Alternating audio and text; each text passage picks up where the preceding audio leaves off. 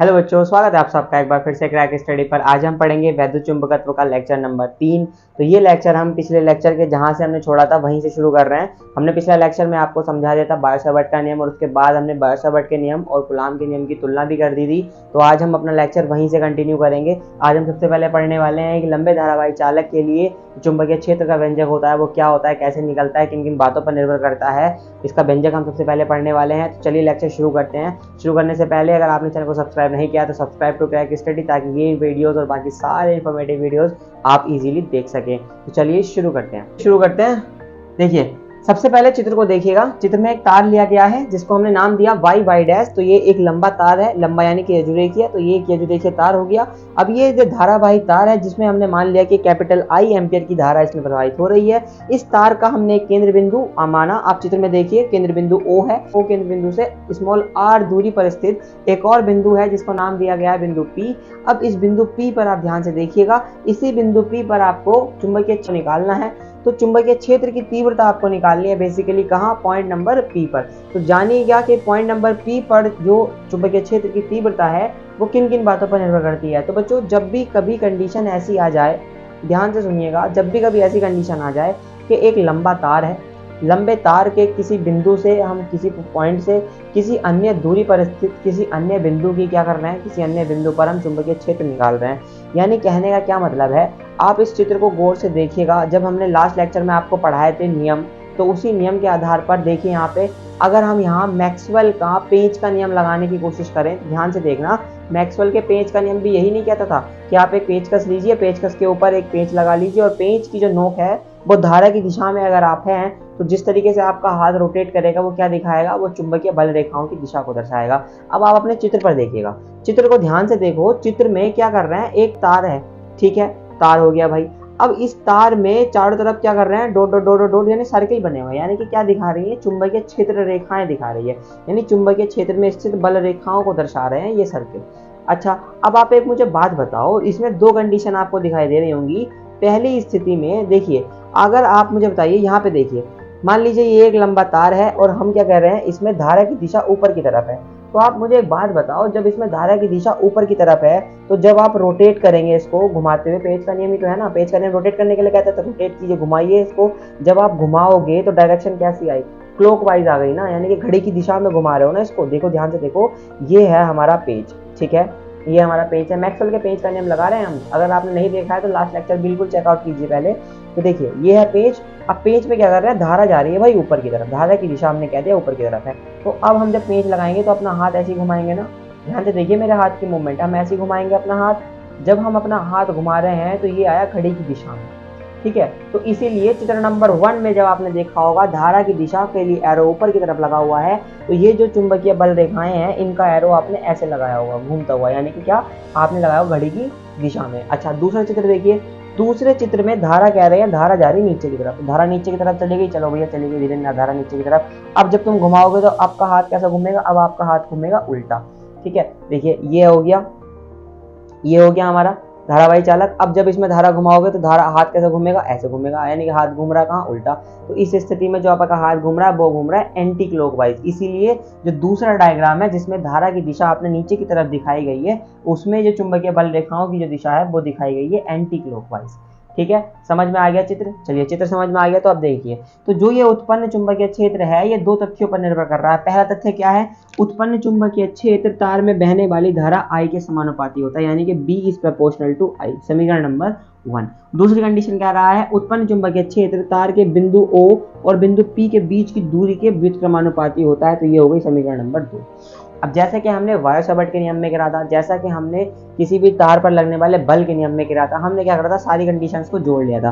तो हम यहाँ पे लिख रहे हैं समीकरण 1 व 2 से, समीकरण 1 व 2 से हम यहाँ पे डायरेक्टली कह सकते हैं कि B is directly proportional to I upon R, ठीक है। फिर हमने बताया था कि प्रोपोर्शनलिटी हटती है तो बराबर के साथ एक कांस्टेंट आता है, तो B बराबर आ गया I के R, ठीक है। अब ध्यान से सुनना, प्रयोगों से भी क्या, बेसिकली बायो-सावर्ट के प्रयोग से इस K का मान आता है बच्चे μ0 अपॉन 2 पाई। यहाँ पे 4 पाई नहीं आया, बायो-सेवर्ट के नियम में आता है म्यू 0/4 पाई, लेकिन यहाँ प्रयोग हो रहा है बेसिकली कौन से नियम का प्रयोग हो रहा है, यहाँ पे बायो-सेवर्ट के नियम का प्रयोग हो रहा है। तो बायो-सेवर्ट के नियम से जब प्रैक्टिकल किया गया तो इस वाले जो समानुपाती नियतांक आपका क्या आया, इसका मान निकल के आता है म्यू 0/2 पाई। तो चुंबकीय क्षेत्र जो आ गया आपका, चुंबकीय क्षेत्र वो आ गया B बराबर के की जगह रखो म्यू 0/2 पाई I/r। तो ये आ जाता है फॉर्मूला किसी लंबे या जुड़े किए तार के कारण उत्पन्न चुंबकीय क्षेत्र का, B बराबर म्यू 0/2 पाई I/r। तो आइए भाई अब देखते हैं पॉइंट नंबर 3। पॉइंट नंबर 3 ये कह रहा है कि वृत्ताकार धारावाही कुंडली के कारण जो चुंबकीय क्षेत्र उत्पन्न होता है उसकी तीव्रता का व्यंजक ज्ञात करते हैं। तो देखिए हमने मान लिया कि एक R जो त्रिज्या का एक कोई तार था, उस तार को हमने क्या कर दिया, चित्र के अनुसार एक वृत्ताकार कुंडली में हमने मोड़ दिया। अब जब इस वृत्ताकार कुंडली में हमने उसको मोड़ दिया तो मोड़ने के कारण जैसे ही हम इसमें I एम्पीयर की धारा प्रवाहित करेंगे तो धारा के प्रवाह के कारण क्या होगा, एक ऐसा क्षेत्र उत्पन्न हो जाएगा जिसमें कोई भी चुंबकीय सुई आकर्षण या प्रतिकर्षण का अनुभव करेगी, जिसे हम क्या कहेंगे, जिसे हम चुंबकीय क्षेत्र का नाम देंगे। अच्छा, इसी चुंबकीय क्षेत्र की आपको तीव्रता ज्ञात करनी है, ये कह लीजिए यही चुंबकीय क्षेत्र आपको ज्ञात करना है। तो हमने मान लिया कि इस धारावाही कुंडली का जो केंद्र O है, इस केंद्र से कोई एक हमने इसकी परिधि पर, इस धारावाही कुंडली की परिधि पर कोई एक छोटी सी लंबाई या छोटा सा खंड मान लिया। तो हमने यहाँ पे खंड मान लिया AB। चित्र के अनुसार आप देख सकते हैं जिसकी लंबाई हमने मान ली, देखो पूरी कुंडली की लंबाई अगर L होगी तो उस छोटे पार्टिकल की लंबाई हो जाएगी डेल्टा L। ठीक है, अब यहाँ पे मुझे बात बताइए कि आपने कल पढ़ा था छोटे छोटे खंडों में कोई चीज टूट जाती है तो उस पर चुंबकीय क्षेत्र में कौन सा नियम काम करता है, तो उस पर चुंबकीय क्षेत्र में नियम काम करता है बायो-सेवर्ट का नियम। इसीलिए यहाँ पे आपने लाइन लिखी है कि चूंकि वो छोटे खंड में प्रवाहित हो गया तो उसमें छोटे खंडों में जो धारा खंड हो गया AB, उसकी लंबाई हो गई डेल्टा L। तो इसके लिए बायो-सेवर्ट के नियम, तो बायो-सेवर्ट का नियम क्या कहेगा, बायो-सेवर्ट का नियम कहता है डेल्टा B बराबर mu 0/4 pi I delta L sine θ/r²। यही था ना बायो-सेवर्ट का नियम। ठीक है, अब इस नियम में मुझे आप एक बात बताइए, इस नियम में चित्र के अनुसार आप मुझे एक बात बताइए, धारा की प्रवाह कहाँ है, धारा का प्रवाह परिपथ में अंदर की तरफ है, यानी कि धारा का प्रवाह, एक बात बताइए, धारा का प्रवाह जो है वो केंद्र की तरफ है। तो जाहिर सी बात है यार, जब धारा का प्रवाह केंद्र की तरफ है तो मैक्सवेल के नियम के अनुसार चुंबकीय क्षेत्र की दिशा कहाँ होगी, बिल्कुल बाहर की तरफ होगी, यानी कि एक दूसरे के लंबवत होगी। धारा की दिशा और चुंबकीय क्षेत्र की दिशा एक दूसरे के लंबवत होंगी। अब इस दूसरे के अकॉर्डिंग जब दोनों एक दूसरे के लंबवत होगी तो इनके बीच में जो बनने वाला यह कोण है कितना होगा, तो जाहिर सी बात है आप मुझे जवाब देंगे कि थीटा इक्वल्स टू 90 होगा। क्यों होगा थीटा इक्वल्स टू 90, क्योंकि I एंड B के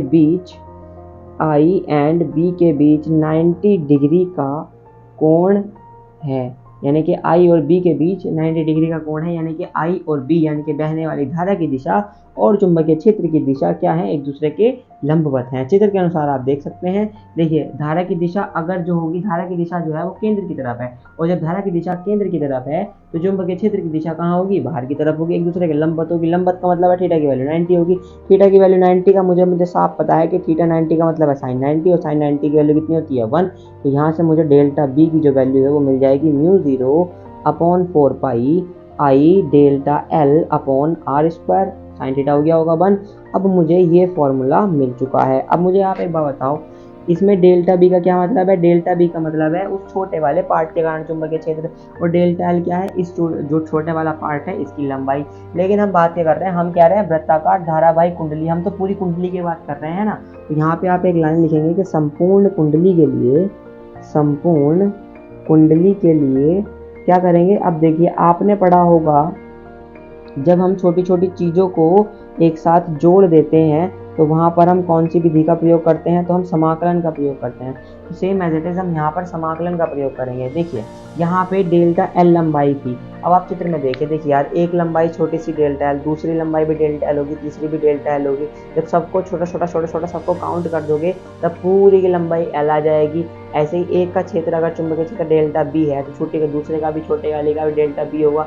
ऐसे ही सबका जब काउंट कर दोगे तो डेल्टा B मिल करके आपको कैपिटल B मिलेगा। इसीलिए हम डायरेक्टली क्या कर रहे हैं, इस वाली इक्वेशन जो हमारे पास समीकरण नंबर 1 ये आई है, इसका हम क्या कर रहे हैं, डायरेक्ट समाकलन कर देते हैं। तो जैसे ही आप समाकलन करेंगे तो इधर देखिएगा, तो ये हो जाएगा डेल्टा B, ठीक है, और बराबर इधर से आ जाएगा integration of mu 0/4 pi I delta L upon R square. ठीक है, अब एक बात बताओ, म्यू जीरो अपॉन 4 पाई एक कांस्टेंट है, तो कांस्टेंट का समाकलन नहीं होता है। Mu zero upon 4 pi as it is, I जो है वो धारा का मान फिक्स है, बटे आर स्क्वायर इसका भी मान फिक्स है। चेंज किस में हो रहा है, किस चीज़ को जोड़ रहे हो आप, हम जोड़ रहे हैं छोटी छोटी लंबाइयों को, और उन लंबाइयों के कारण उत्पन्न छोटे छोटे चुंबकीय क्षेत्र को। तो इसलिए छोटे छोटे चुंबकीय क्षेत्र और छोटी छोटी लंबाई का हमने समाकलन कर दिया। तो डेल्टा बी का समाकलन बराबर डेल्टा एल का समाकलन, डेल्टा बी का समाकलन हो जाएगा कैपिटल बी, क्योंकि आपने एक फॉर्मूला पढ़ा होगा कि इंटीग्रेशन ऑफ डी एक्स लिखा है, इंटीग्रेशन ऑफ डी एक्स का इंटीग्रेशन क्या हो जाता है, एक्स हो जाता है। ठीक है, आगे आइए, तो बी बराबर यहाँ से हो चुका होगा mu zero upon 4 pi I upon R square as it is. यहाँ पे भी डेल्टा एल का समाकलन क्या आ जाएगा, कैपिटल एल। देखो यहाँ पे डेल्टा बी क्या कह रहा था, एक छोटे खंड का आपको दिया हुआ था, छोटे से धारा खंड का चुंबकीय क्षेत्र, यहाँ पे बी बन गया। बी क्या है, पूरी की पूरी कुंडली का चुंबकीय क्षेत्र। यहाँ डेल्टा एल क्या था, उस छोटे से खंड की लंबाई, और यहाँ कैपिटल एल क्या आ गया, कैपिटल एल आ गया पूरी की पूरी कुंडली की लंबाई। अच्छा एक बात बताओ, कुंडली की लंबाई कितनी है, अगर मैं आपसे एक्चुअली में पूछूं तो कुंडली की जो लंबाई है वो है कितनी, तो कुंडली की लंबाई एक्चुअली में क्या है, कुंडली देखो ना कितनी बड़ी है, कुंडली तो एक वृत्त है, और वृत्त की लंबाई क्या होती है, वृत्त की परिधि। तो एल की वैल्यू क्या आ जाएगी, 2 पाई आर। ठीक है, एल की वैल्यू क्या आ गई, 2 पाई आर। अब यहाँ आर क्या है, त्रिज्या, तो बी का मान क्या निकल के आ जाएगा, बी का मान आ जाएगा mu zero upon 4 pi I upon R square into 2 pi R. अब ध्यान से देखना, पाई से गया पाई, 2 से 2 दूनी 4, आर से गई इसकी पावर, यानी फाइनली यहाँ से आपको बी बराबर क्या मिल गया, म्यू जीरो और ऊपर बचा आई, यहाँ से 2 खत्म, पाई खत्म, आर खत्म, नीचे से बचा 2 और आर, तो mu zero I upon 2 R. तो ये आपका फॉर्मूला आ जाता है चुंबकीय क्षेत्र का, कब, जब एक वृत्ताकार धारावाहिक कुंडली के कारण एक चुंबकीय क्षेत्र उत्पन्न होता है, बी बराबर mu zero I upon 2 R. देखिए भाई, चुंबकीय क्षेत्र के व्यंजक जो हैं वो 3 व्यंजक थे, तीनों मैंने आपको निकलवा दिए हैं। तो 3 व्यंजक चुंबकीय क्षेत्र के हो चुके हैं। अब हम देखते हैं कि किसी भी गतिमान आवेश पर चुंबकीय क्षेत्र में एक बल लगता है, उस बल का व्यंजक क्या है, कैसे वो बल लगता है, क्या काम करता है, इसके बारे में समझते हैं। तो आइए देखते हैं। देखिए, ये जो प्रयोग है ये लॉरेंज नाम के साइंटिस्ट ने किया था, इसीलिए इस बल को हम लॉरेंज बल भी कहते हैं। ये लिखा हुआ है कि प्रयोगों से यह ज्ञात हुआ कि जब कोई आवेशित कण एक समान चुंबकीय क्षेत्र में गति करता है, इस बात पे गौर फरमाइएगा, एक समान चुंबकीय क्षेत्र, इसके बारे में मैंने पहले लेक्चर में आपको समझाया है कि जब चुंबकीय जो किरणें होंगी, जब चुंबकीय बल रेखाएं होंगी वो समांतर और समदूरस्थ होंगी, तो ऐसे समय चुंबकीय जो क्षेत्र उत्पन्न होगा उसे एक समान चुंबकीय क्षेत्र कहते हैं। तो यहाँ लिखा हुआ है कि जब कोई आवेशित कण इसी एक समान चुंबकीय क्षेत्र में गति कर रहा होता है, तब उस पर एक चुंबकीय बल लगने लगता है, जिसे आप लॉरेंज बल कहते हैं। ये जो बल है, इस बल की जो दिशा होती है वो चुंबकीय क्षेत्र की दिशा तथा कण की दिशा दोनों के क्या होती है, लंबवत होती है। इस वाली लाइन को ध्यान रखना है आपको कि इस चुंबकीय बल की दिशा जो होती है, जो भी ये लॉरेंज बल लग रहा है, इसकी जो दिशा होती है वो चुंबकीय क्षेत्र यानी कि बी की दिशा तथा कण की गति की दिशा, दोनों की दिशा की क्या होती है, लंबवत होती है। जैसा कि आप चित्र में देखिए, अब इस चित्र में हमने मान लिया कि कोई प्लस क्यू आवेश है जो कि एक्स वाई अक्ष पर स्मॉल वी वेग से चुंबकीय क्षेत्र बी के साथ थीटा कोण पर गतिशील है। ऐसा आप चित्र देख पा रहे हैं, चित्र में देख लीजिए आप, एक कोई प्लस क्यू आवेश है जो एक्स वाई तल में स्मॉल वी वेग से चुंबकीय क्षेत्र कैपिटल वी वेक्टर के साथ थीटा कोण बनाकर गतिशील है। अब इस लाइन को पढ़िएगा, इस पर जो बल लगेगा उसकी दिशा चुंबकीय क्षेत्र की दिशा तथा कण की गति की दिशा के दोनों के लंबवत होगी। चुंबकीय क्षेत्र की दिशा और कण के गति की दिशा कहाँ है, एक्स वाई तल में है। ध्यान से सुनिएगा, दोनों की जो दिशा है वो कहाँ है, एक्स वाई तल में है, वी वेग से गतिमान है। तो जब एक बात बताओ, चुंबकीय क्षेत्र और कण की जो भी हमारा पार्टिकल है उसकी जो गति की दिशा है वो एक्स वाई तल में है, तो लगने वाला बल अगर है इन दोनों के लंबवत, तो वो कौन से अक्ष पर लगेगा, तो वो कहाँ लगेगा भाई, तो वो प्लस क्यू आवेश पर लगने वाला जो बल है उसकी दिशा कहाँ चली जाएगी, जेड अक्ष में चली जाएगी। इसीलिए आप चित्र में ध्यान से देखिएगा, देखिए एक्स वाई अक्ष पर तो क्या हो रहा है, प्लस क्यू आवेश गति कर रहा है, और जेड अक्ष पर उस पर क्या लगने वाला बल दिखाया गया है। ठीक है, तो अब देखते हैं लॉरेंज के अनुसार ये जो बल है ये किन किन बातों पर निर्भर करता है। तो लॉरेंज जो साइंटिस्ट है हमारे, ये कहते हैं कि किसी भी आवेश पर लगने वाला ये जो बल है ये सबसे पहले तो उस आवेश के समानुपाती होता है, यानी F is directly proportional to Q। दूसरी बात इन्होंने बताई है कि ये जो आरोपित चुंबकीय क्षेत्र में लगने वाला बल है, ये जितना उस पर चुंबकीय क्षेत्र लगाया जाएगा इस बल का मान भी उतना अधिक हो जाएगा, यानी F is directly proportional to B, यानी कि चुंबकीय क्षेत्र की तीव्रता या चुंबकीय क्षेत्र के क्या होता है, समानुपाती होता है। और तीसरा और थर्ड पॉइंट ये है यहाँ पे कि लगने वाला बल जो है वो वेग के क्या होता है, समानुपाती होता है। इसके बाद एक पॉइंट और है, आइए वो भी देखते हैं। देखिए भाई 4 पॉइंट है कि आवेशित कण की गति की दिशा और चुंबकीय क्षेत्र की दिशा के बीच बनने वाले कोण की ज्या के समानुपाती होता है ये बल। चित्र में देखिए आवेशित कण की गति x बाई एक्स पर है और जो हमारा बल है वो कहाँ लगेगा, दोनों के लंब पर z अक्ष पर लगेगा। इनके बीच बनने वाला कोण क्या है बच्चे, थीटा। तो थीटा की ज्या पर, ज्या को कहते हैं हिंदी में साइन, ठीक है, हिंदी का मतलब ही साइन है, ज्या का मतलब हिंदी में साइन होता है, ठीक है। तो इसलिए F is directly proportional to sine theta. अब जैसा कि हम पिछले सारे व्यंजकों में करते आ रहे हैं, इन चारों समीकरणों को एक साथ लिख लेते हैं। तो समीकरण नंबर 1, 2, 3 एंड 4 को मिलाने पर, अब जब आप इन सबको साथ में लिखोगे तो सभी क्या हैं, बल के बारे में बात कर रही हैं। तो बल इज डायरेक्टली प्रोपोर्शनल टू आ जाएगा QVV साइन थीटा। तो QBB साइन थीटा, तो ये आ गया भाई F का फॉर्मूला। अच्छा, उसके बाद मैंने बताया था जब भी ये समानुपाती का चिन्ह हटता है बच्चे तो क्या आता है, बराबर के साथ एक नियतांक आता है। तो बराबर के QVV साइन थीटा। अच्छा, प्रयोगों से इस वाले k का जो मान होता है वो होता है मेरे बाल को 1। तो k की जगह अगर 1 आ गया तो बल का फॉर्मूला आ जाता है यहाँ से आपके पास QVV साइन थीटा, जहाँ पे Q क्या है, Q है उसका आवेश, V क्या है, V है यहाँ पे चुंबकीय क्षेत्र, स्मॉल v क्या है, V है वहाँ पर उसका बल, ठीक है। और साइन थीटा क्या है, कण की गति की दिशा और चुंबकीय क्षेत्र की दिशा के बीच बनने वाले कोण की ज्या है। अच्छा, यहाँ से इस फॉर्मूले के बाद मैं आपसे ये कह सकता हूँ कि देखो यहाँ पे थीटा आ गया। अब जितने भी फॉर्मूले हम करते हुए आ रहे हैं डेरिवेशन के, जितने भी व्यंजक हम करते हुए आ रहे हैं जिसमें थीटा है, वहाँ पे मैंने आपको 2 वैल्यूज निकलवाई है। एक निकलवाया है निम्नतम मान और एक लिखवाया है मैंने आपको वहाँ पे उच्चतम मान। यानी कि इस भी बल का एक कंडीशन ऐसी होगी जब इस बल का मान मिनिमम होगा और एक कंडीशन ऐसी होगी जब इस बल का मान क्या होगा, मैक्सिमम होगा। अब अगर मिनिमम की बात करें तो मिनिमम होने के लिए आपको एक कंडीशन होनी चाहिए इस थीटा की वैल्यू। थीटा की वैल्यू मिनिमम का क्या मतलब है, थीटा की वैल्यू 0 डिग्री जो होगी वो मिनिमम होगी, क्योंकि साइन है, साइन में मिनिमम वैल्यू होती है साइन की 0 और मैक्सिमम होती है साइन की 1। तो इसलिए यदि थीटा की वैल्यू आप क्या कर दोगे 0 डिग्री, तो क्या हो जाएगा मेरे बच्चे, साइन की वैल्यू 0 डिग्री रखते ही साइन 0 की वैल्यू हो जाएगी 0। तो F मिनिमम का जो फॉर्मूला आ जाएगा आपके पास वो आ जाएगा QVV साइन 0। साइन 0 का मतलब है 0, तो FQVV इंटू 0, यानी कि F मिनिमम आ जाएगा, यानी कि न्यूनतम जो बल हो जाएगा लगने वाला लोरेंज बल वो आपका 0 हो जाएगा। और अधिकतम बल की बात करें तो ये हो जाएगा QBB साइन 90, और साइन 90 की वैल्यू होती है मेरे भाई 1। तो F मैक्स आपका निकल के आ जाएगा यहाँ से QVV। तो ये आपका फॉर्मूला आ जाएगा अधिकतम बल के लिए, यानी कि अधिकतम लोरेंज बल अगर आपको कहीं निकालना है तो आप लगाएंगे F बराबर QVV, और अगर न्यूनतम निकालना है तो 0 हो जाएगा। बाकी किसी भी कंडीशन के लिए निकालना है तो लोरेंज बल या किसी भी धारावाहिक चालक पर लगने वाला बल चुंबकीय क्षेत्र में क्या होता है, QVV साइन थीटा।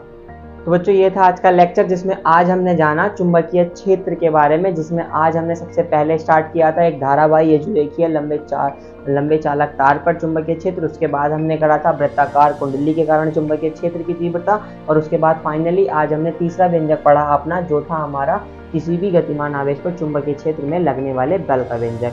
तो अब हम नेक्स्ट लेक्चर में कवर करेंगे बहुत इंपॉर्टेंट और बहुत ज़्यादा आपके बोर्ड एग्जाम में पूछे जाने वाले टॉपिक एम्पियर के नियम को। तो नेक्स्ट जो लेक्चर होने वाला है इसको देखना बिल्कुल भी स्किप मत कीजिएगा। तो नेक्स्ट लेक्चर देखने के लिए चैनल को सब्सक्राइब कीजिए और वीडियो को लाइक कीजिए, शेयर कीजिए अपने दोस्तों के साथ। कोई डाउट है तो कमेंट कीजिए। तो नेक्स्ट लेक्चर में मिलते हैं, तब तक के लिए अपना ध्यान रखिएगा। Take care, bye bye, see you.